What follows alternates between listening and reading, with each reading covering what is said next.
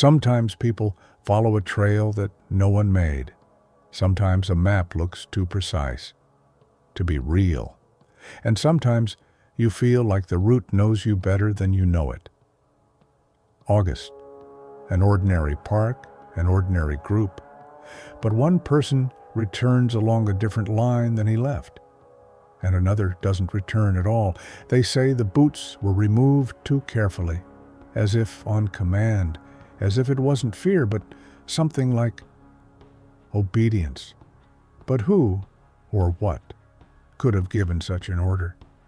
They found a map, but not the one they give out at the station. This one looked like a copy of a copy. Handwritten, only 3 words. One of them crossed out. The other 2 were repeated in a journal that was supposedly destroyed. There was a journal, but not hers, and the route in it led in a direction that had long been closed. Not because of a landslide, not because of the weather. It's just that no one else was going there. Someone knew where she was going, or wanted her to go there. Too many coincidences for a solo foray. Some sections of trails disappear from the map, not because they don't exist, but because no one needs them anymore. This story is not about poor preparation. This is a story about how the right actions lead to the wrong place. San Juan National Park, Northwest Colorado, August 3, 1990. The weather was stable. Morning fog in the foothills, temperatures in the low 60s, no precipitation in the forecast. A small seasonal camp at the park was working with a group of volunteers, cleaning trails, marking maps, running errands for rangers. 5 campers, 2 service members. One of the volunteers is Kate McLean, 22, a Fort Collins college student who was participating in the program for the first time. According to her mentor, she is responsible, calm, doesn't push herself, but does everything clearly. In the morning, at about 7:40 a.m., Kate approaches Ranger Howard Sims and asks to take a map and walk to the Fair Pine South overlook to check the condition of the old signs. This was an unofficial but approved route that was previously used by hikers, but is now considered for experienced hikers only. This section is reached by a fork in the trail from the main observation loop. The left turn leads to the drop-off point. The right turn leads to the northern part of the park. Kate asks for clarification. If I go on the left, where should I find my bearings? Howard replies, as far as the second sign, nothing is marked beyond that. There's a break there, and the old line is no longer in use. At 08:03, she leaves the base. She has a light backpack, water, a compass, a half-day supply of food, and a map given to her in the morning. There are no GPS beacons in the camp system, only radios on a manual frequency. The connection is maintained until 09:15. Then Kate contacts the duty officer and says, I'm at the second sign. Everything is in place, a little overgrown. I'll go to the turn and back. This is the standard formulation. The distance from the camp is about 3 miles. The climb is gradual. At this point, the connection is broken. The duty officer notes the time in the logbook. 09:17. There had been no alarm signals before. The return time, according to Howard Sims, was no more than 2 hours. Kate was supposed to be back by 11:30. At 12:10, a ranger calls on the frequency. No answer. 20 minutes later, a second call. Still silence. The first thing they check is whether she has returned to the camp, bypassing it. The second is whether she has passed along the northern line. No one has seen her. Not on the trails, not at the observation point. The search begins at 13:4, first by the camp forces. They trample the area between the second mark and the observation platform. No traces. Only a couple of mown branches and the tracks of one hiking boot leading to the left ledge. The trail ends here. Further on is a section that has been removed from the maps since 1987. The reason is a gradual collapse and an unstable slope. Howard Sims writes in his report, "Nobody goes there. There's nowhere to go. Only if you follow the old scheme. But we haven't had such maps for 5 years." At the time of her disappearance, Kate McLean was in an area with good visibility, shallow forest depth, and no access to a technical descent. By all accounts, she should have returned in 2 hours. And she had no reason to turn past the second sign. But she didn't come back, and 6 hours later, her boots are found off the route. One is at the base of the route. The second is a little further, placed neatly. It was as if they were filming while sitting. By the time the search party begins combing the area beyond the second marker, it is 3:40 p.m. More than 7 hours have passed since Kate left camp. The first alarming discovery is made at 4:12 p.m. A hiking boot, women's size 6, Keen Targi the Sow, placing neatly against a tree root at the edge of the lookout line. 60 yards down the mountain is the second boot. No signs of drag, no breaks in the straps, no dirt. Rescuers initially thought she might have changed her shoes, but her belongings did not list any other footwear when she left. The boots were covered in dust, typical for the eastern part of the plateau, which is not on the route where she was last seen. Based on this, the group coordinator makes a decision to expand the search area and request support from the southern entrance to the park. Additionally, the map given to her in the morning is checked. In the duty documentation, the map is recorded as standard.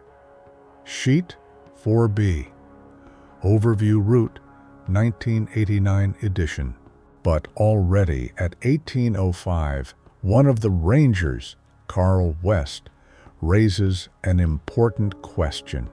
On the back of the map, an old line has been added, in pencil, very thin, as if from tracing paper. The map that Kate took with her is returned to headquarters by the duty officer. Everything on it corresponds to the 1989 format, except for one thing. In the lower sector, under the main path, a thin, almost invisible line is drawn by hand, designated as Contour Passage FP. This line was actually used until 1987. It led along the southern slope to a technical bypass, closed after 3 collapses. Since 1988, officially removed from the schemes. According to protocol, volunteers are not allowed to use outdated routes. Moreover, the camp does not have access to maps that still show the old lines. The question arises, who and when gave Kate the map with this added line? Another detail, At the bottom of the back of the sheet, in the right corner, it is signed by hand. The line holds until the intersection. Watch the ledge. None of the rangers admit to making such a note. There are no such copies in the warehouse where the cards are stored. As darkness approaches, the search is curtailed. But the point of last contact with Kate now shifts further south. According to the logic of movement, she could have turned onto a closed line, mistaking it for an active route. The estimated distance is about 7 miles from the camp. The terrain is unstable, rugged areas, an old sunken trail, possible scree. At 21:10, a preliminary report is prepared. Recovered: 2 boots, map with outdated schematic. Last voice contact: 0917. Coordinates of the supposed fault: Southern Fault. A decision has been made to expand the zone to the southeast in the morning. Kate doesn't get in touch either in the evening or at night. The radio is on frequency, silent. Backpack not found. There are no signal signs. One of the rescuers will write in his report: she knew that they don't go there, but the line was there. On paper, yes. On the ground, no longer. By the morning of August 4th, Kate had been missing for 24 hours.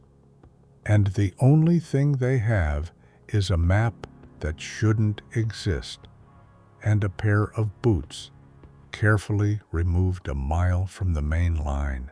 At dawn on August 4th, search teams, divided into sectors, began moving toward the supposed deviation.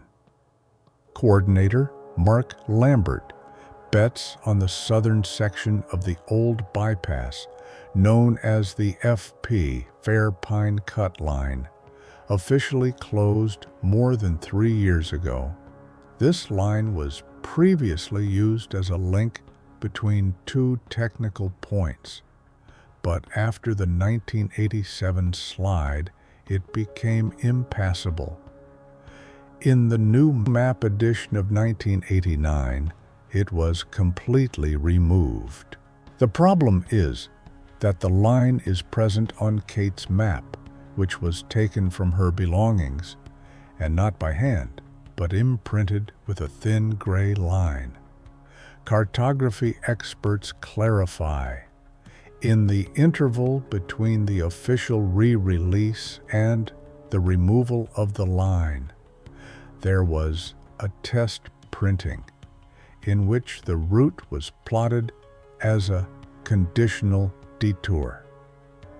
This edition never reached the camps. The back of the card also has a code, FP2, February 1987, which is not present in standard sets. This indicates that Kate either received the card outside the camp or someone deliberate. At 10:40, the search party finds another trace, a fragment of a fabric strap with a characteristic tear and traces of a faded buckle. This is part of a backpack strap. According to the description, this model was issued to participants only as part of the volunteer program.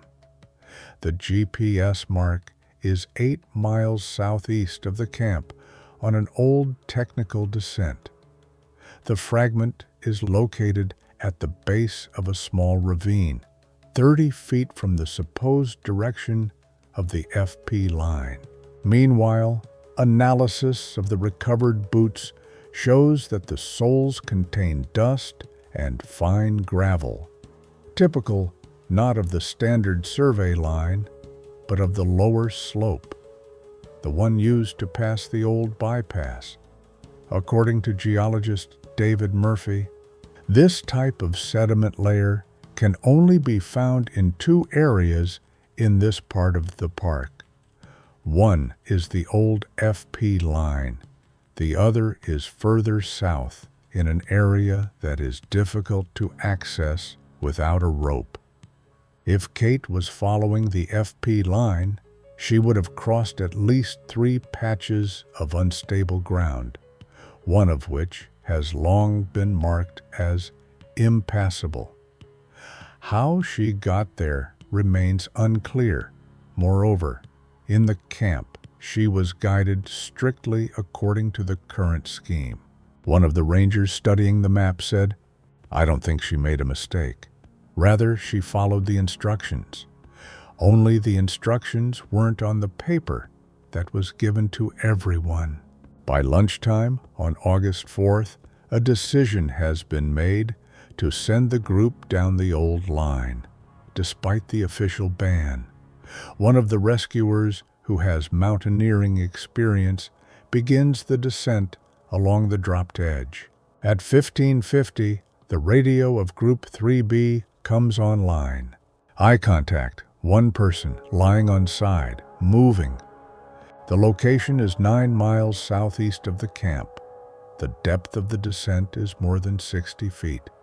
The terrain is unstable. The ascent will take at least 2 hours.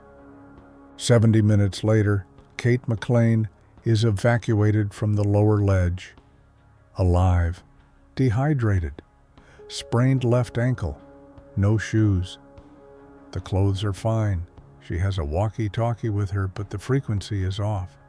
She is conscious, and to the question, "Did you know where you were going?" he answers, "There was a path. I checked it on the map. Only later did I realize it wasn't for this route." Kate McLean was delivered to the field evacuation point at 6:40 p.m. on August 4th.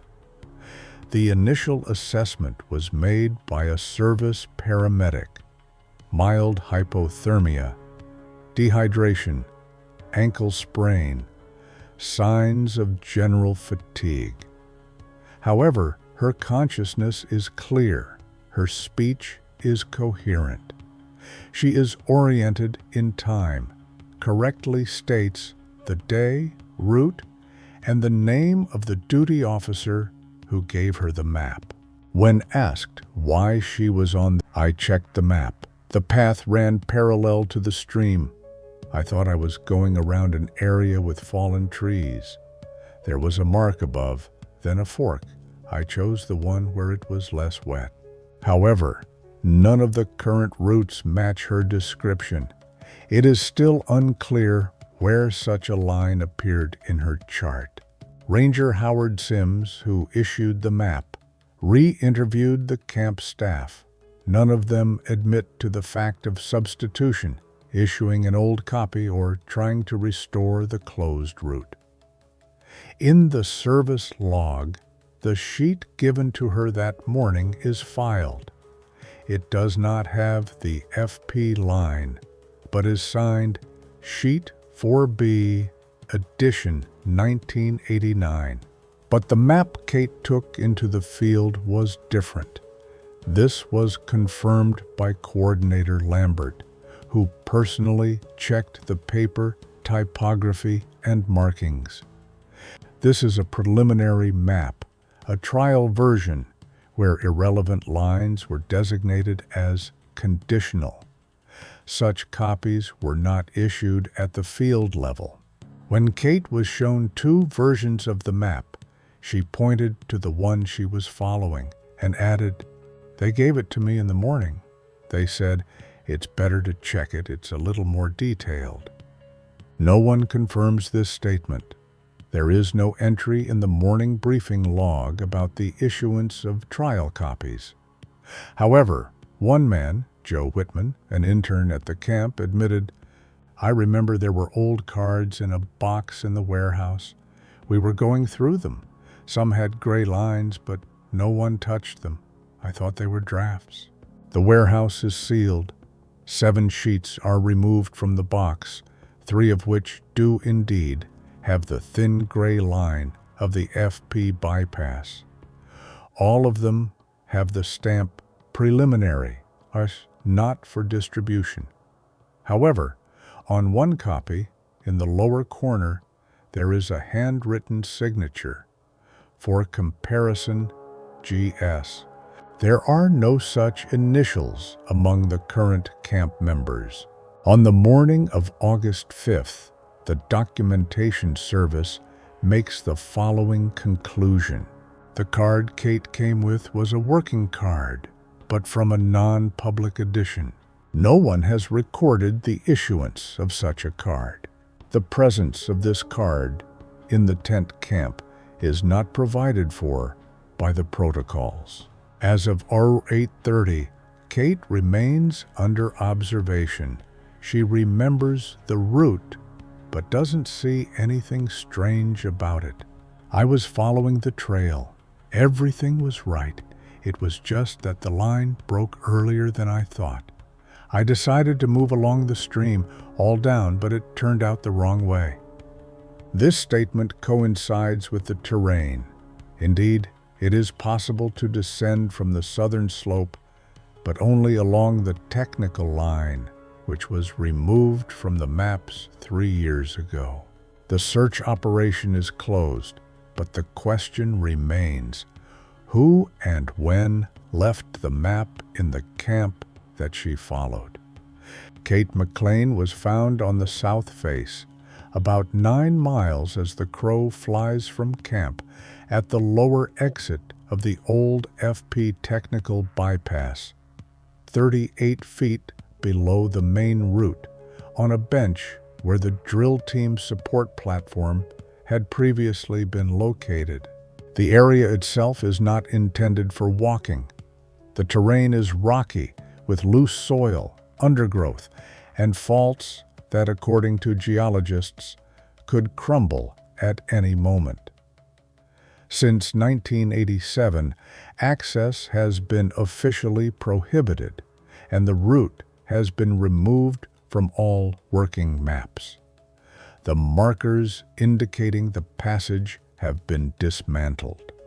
However, Kate found herself at a point designated in the old map as Emergency Descent 3B.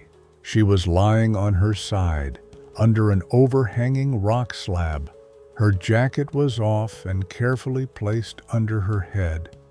With her, a backpack, whole, a compass, 1 flask of water, almost empty, and a map folded in 4, the same one with the FP line and the note "holds to the ledge." When the rescuer approached, she raised herself. The pulse is weak, but even. The face showed signs of sunburn and chapping. The feet were wearing dirty and damaged socks. Both feet were bruised. The left ankle was swollen, later confirmed to be a sprain. No fractures, no cuts, no signs of an attack. The most disturbing thing is how she got there. The last 600 feet is a section of drops, rocky outcrops, and slopes of up to 60 degrees. Descending there without help would be a serious risk.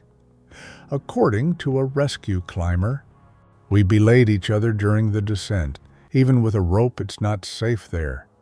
She could have passed if she walked slowly, holding on to everything she could, but then she would have left traces. However, there were no traces, no broken stones, no scratches on the rock, no branches, no fabric. It was as if she appeared below without movement above. The backpack was not damaged. The contents are neatly packed: a first aid kit, a candy bar, a second compass, spare, a spare t-shirt, a miniature notebook. There is one entry in the notebook: "I checked the line. Then it was all over. The descent was not for us, but it was there."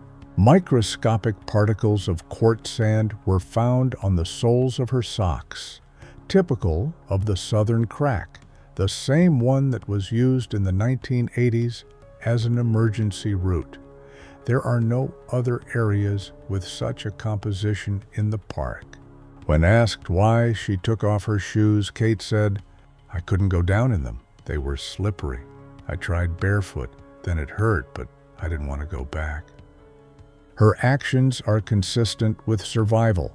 Took shelter from the wind, saved water, did not move at random, tried to get out in the direction down the stream.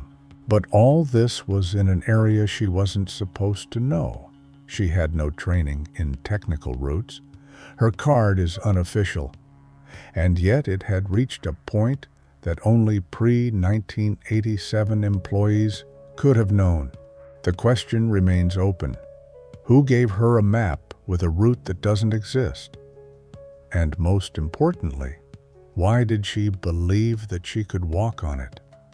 When Kate McLean's backpack arrived at the records desk, it contained nothing beyond the standard volunteer gear: a first aid kit, 2 compasses, a paper map, gloves, a thermal jacket, 2 canteens, one nearly empty, the other untouched, a field notebook, and a pack of energy bars. One was left half-eaten.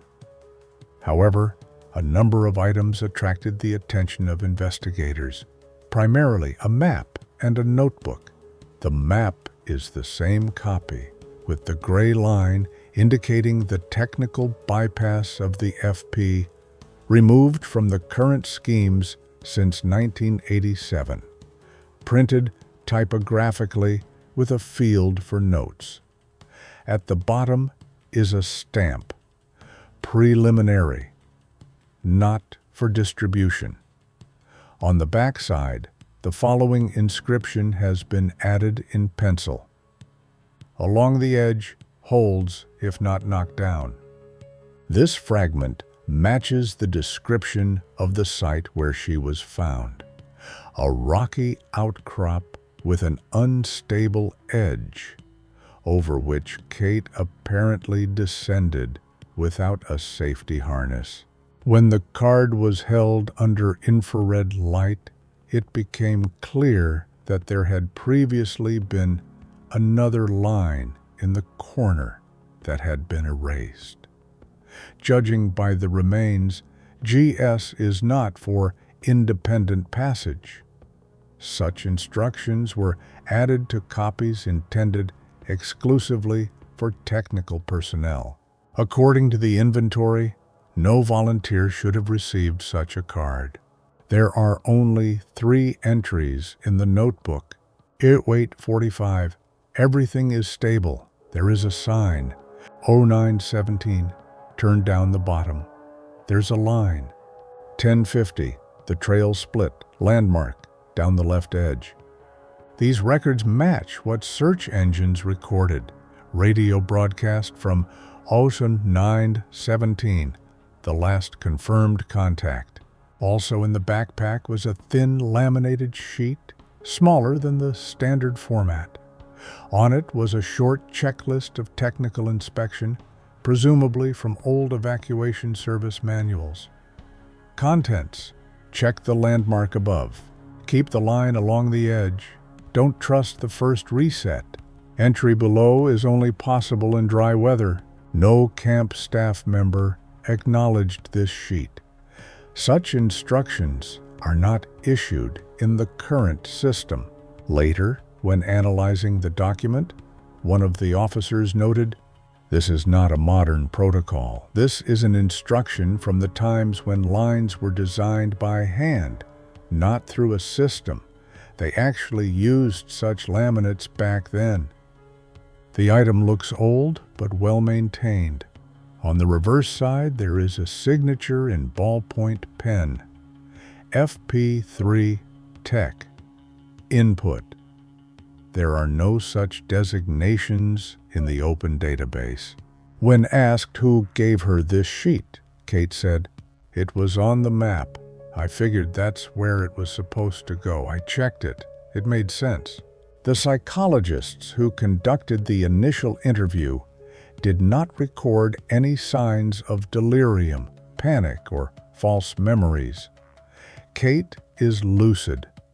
All answers are clear, repetitive, without contradictions. Her actions are rational. Only the route shouldn't have existed. Officer Lambert summed it up in a memo. She survived because she moved along a line that, in her mind, was relevant. The problem is that this line disappeared from the maps 3 years before she came to this camp. While Kate McLean was recovering, a full audit of the camp's cartographic materials began. The storage facility where volunteers received paper maps and instructions was temporary. 2 plastic boxes under a canopy with no record of individual distribution. With limited staff, no one kept track of specific copies, only print runs. This became a vulnerability. The first thing they did was check the control package. Officially, the camp had 30 copies of Sheet 4B, the current map without technical lines. When they recounted it, they discovered 27 pure official, 2 with participant marks but without gray lines, 1 with a gray FP technical line like Kate's. There are no records of these cards being received at the camp. It has been established that the map with the gray line was issued on the morning of August 3rd, but by whom is unclear. Further investigation revealed that only one person had access to the old maps, a 38-year-old freelance Ranger Service mapmaker named Graham Salter.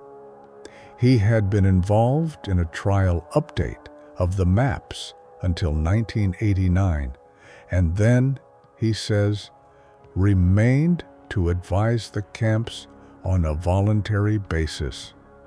He is not listed in the camp administration records, but one of the senior volunteers recalls, "A couple of times a man came to us with a badge and a pile of papers. He said he was coordinating materials for the rounds.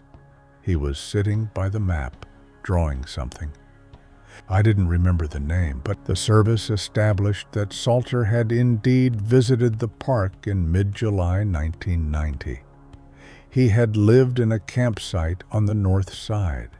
He had a stack of printed maps of old areas, including diagrams with technical lines.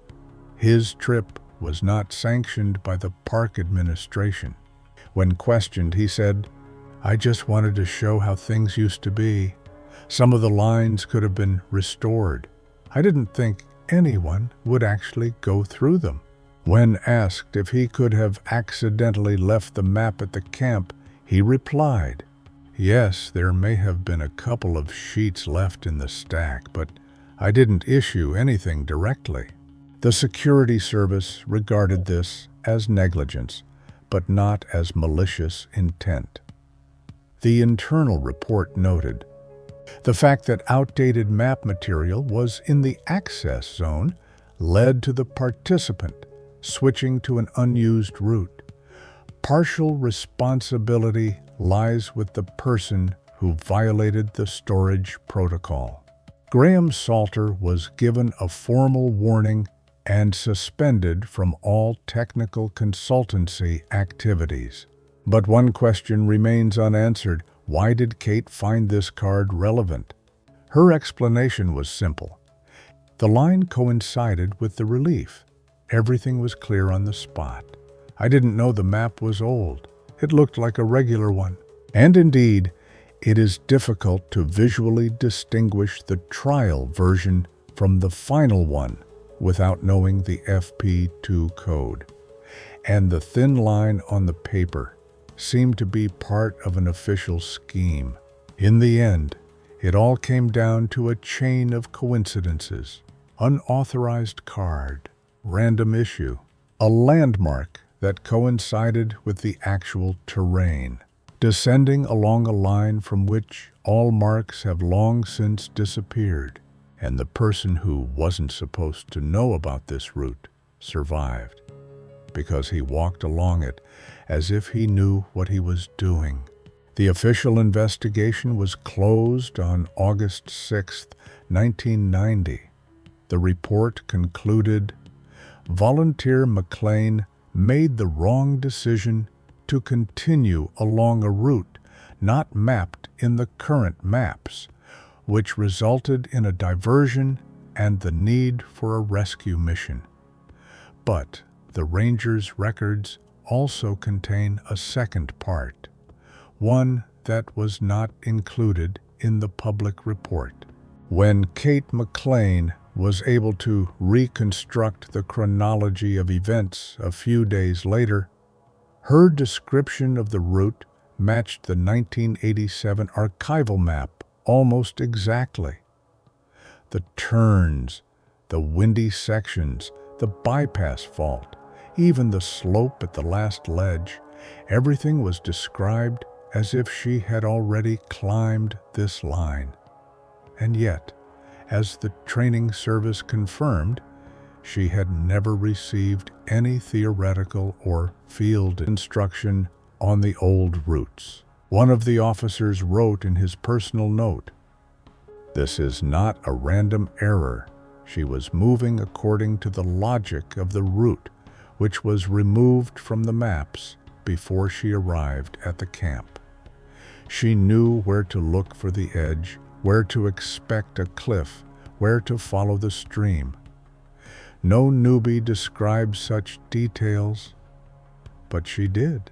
Kate did not claim any feeling or intuition. She spoke sternly. "I checked the line. It was leading. I saw that the slope matched. When it got steeper, I followed the stream because the map said, 'Down the edge, holds if not knocked down.'" After the case was closed, park officials updated their map storage protocols and removed all outdated copies, including test print runs, from the camps. Graham Salter's name no longer appears in official correspondence. Kate returned home a week later. The medical report showed full recovery, no complications. When interviewed by a psychologist, she answered all questions calmly. When asked, "Would you go there again knowing the route was closed?" she replied, "If I saw the same map, yes, I would believe it, because then it all looked right." There was no breakdown, no panic, no dramatic fall in this story. She just went out onto a familiar path in the morning. "I turned where the map showed the turn, and it reached a point where it was no longer part of the system." Ranger Sims wrote in his last report, "She went where she shouldn't have gone, but not because she made a mistake, because she followed the instructions, just not ours." So that's the story. These were all the official pieces of evidence listed in the case.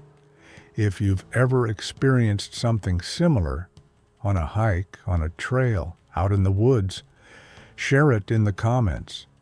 Maybe not with you, but with someone you knew. Sometimes small details can open up something bigger. And if this story stuck with you, save the video. Add it to a playlist. Come back to it later. Sometimes the full picture only makes sense the second or third time. And if you feel like someone's hiding something here, say it. Cases like this often stay alive only because someone refuses to forget.